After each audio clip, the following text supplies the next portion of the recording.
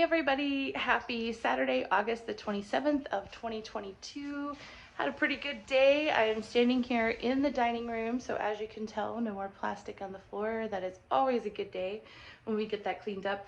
I still have plastic up on most of the openings.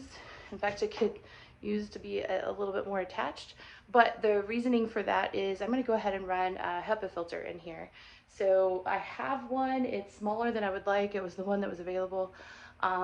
Wouldn't work in these big 400 square foot rooms, but in the dining room, which is a little bit more reasonably sized, I think it'd be really good. It'll help kind of get through some of this dust and also some of the perfumey and chemical things that I've run into. So that will be in the future. One of the biggest challenges is just kind of making your house not smell like dust, which it's an old house. It is what it is. But anyway, so I am on that same vein, going to just kind of leave this enclosed and run that, and then take this opportunity to give the woodwork a little bit of love. So I wanted to give you kind of a tour of some of the neat features and things. This would go into the parlor. Unfortunately, they have a few pieces of duct tape. It's that very shiny silver tape that's actually used for duct work. Really bad to put on your woodwork, so it's caused some damage, and I'm going to try and gently get that off, but we'll have to make some repairs and touch-ups there. Just, you know, showing you people that didn't care about the house.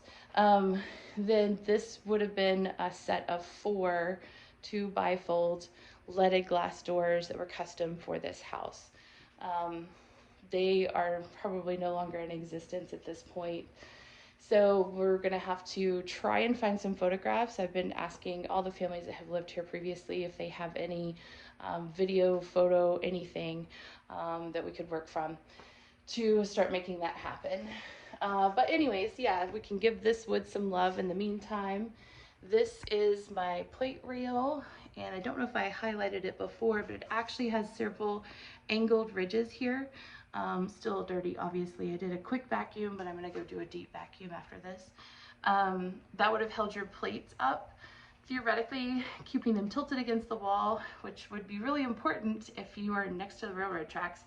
I'm still not that brave, and frankly, I have this massive cabinet here for all of my dishes, so I don't think I'm going to do that. Probably artwork or something.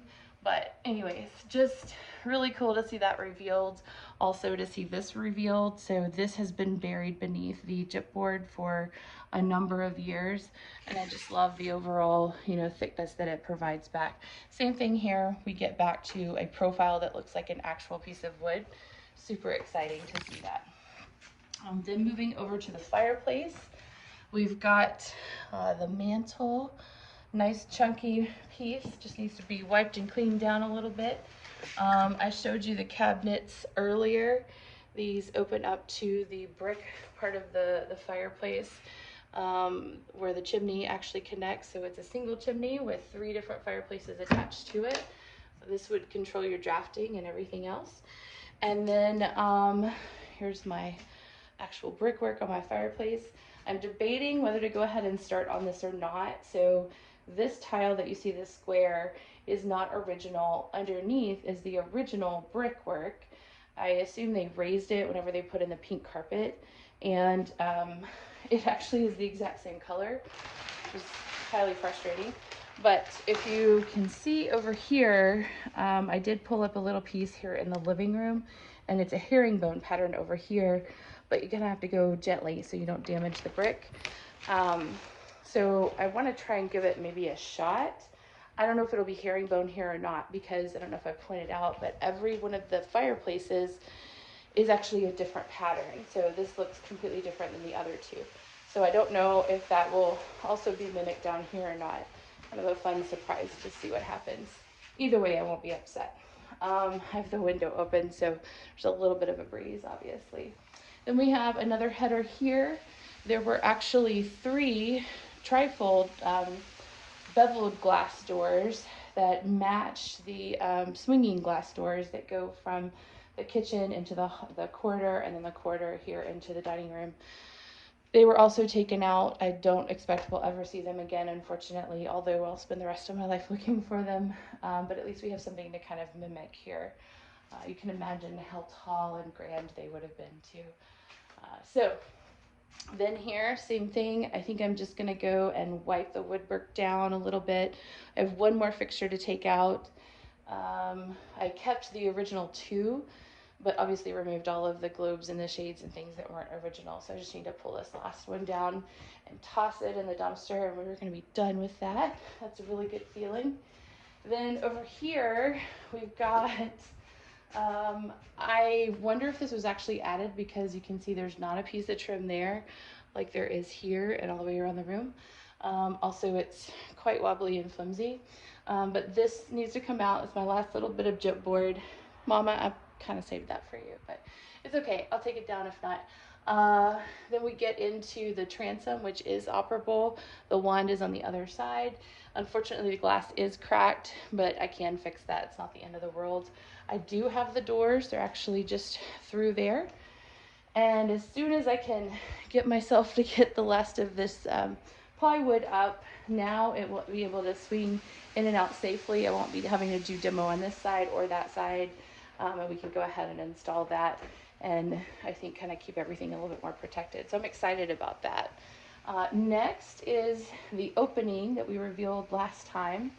Obviously I'm going to have to rebuild quite a bit, so I'm needing my base piece and then of course a door that goes over it.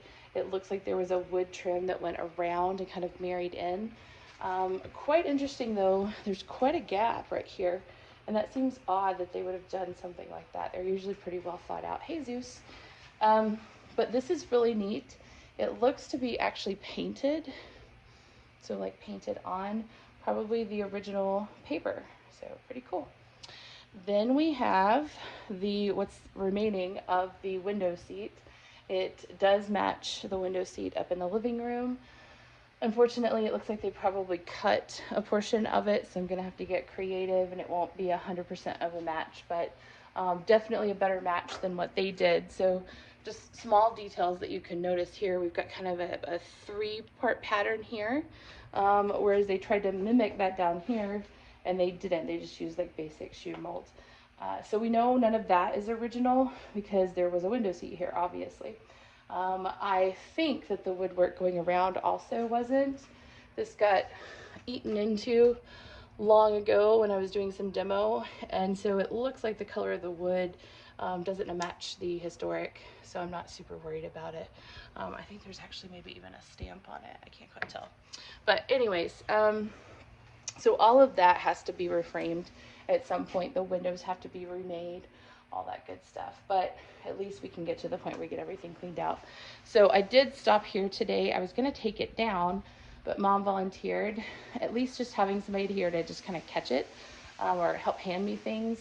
It's going to be a bit of a challenge to gently get it down. It looks like it's made with a 2x4 box essentially that is mounted up there, and then these pieces are attached to that. So it's going to take some work to get it down without causing major damage.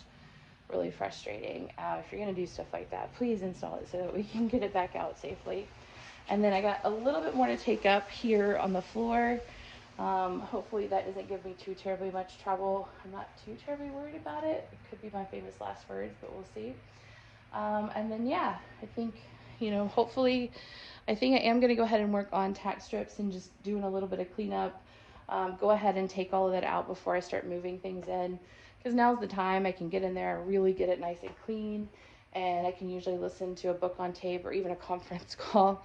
If I don't need to be super active during the call, I need to focus, I can just sit here and pull up tack strips. So anyways, that is it for the day. I'm pretty satisfied with that. That leaves the next challenge of move all the junk out of the living room and repeat this process.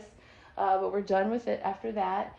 And then pink tile over here in the foyer. And then that'll be the last of the pink tile. I have a little bit of gyp in the stairway. And I think what I'm going to do is just kind of leave the stairs all to themselves because it will need scaffolding built. So we'll try and do removal, repair, replacement, all of that at the same time. So yeah, I think that's where we are. That's a really good feeling. Hopefully things will cool down just a hair more. They are significantly better than they were in the triple digits. You can give it a full day's worth of work, which is nice.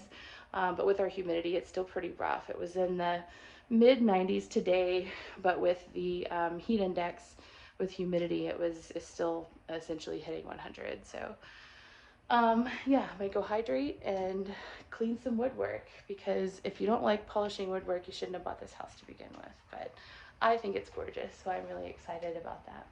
You guys take care. Have a really fantastic rest of your Saturday, and we'll talk soon.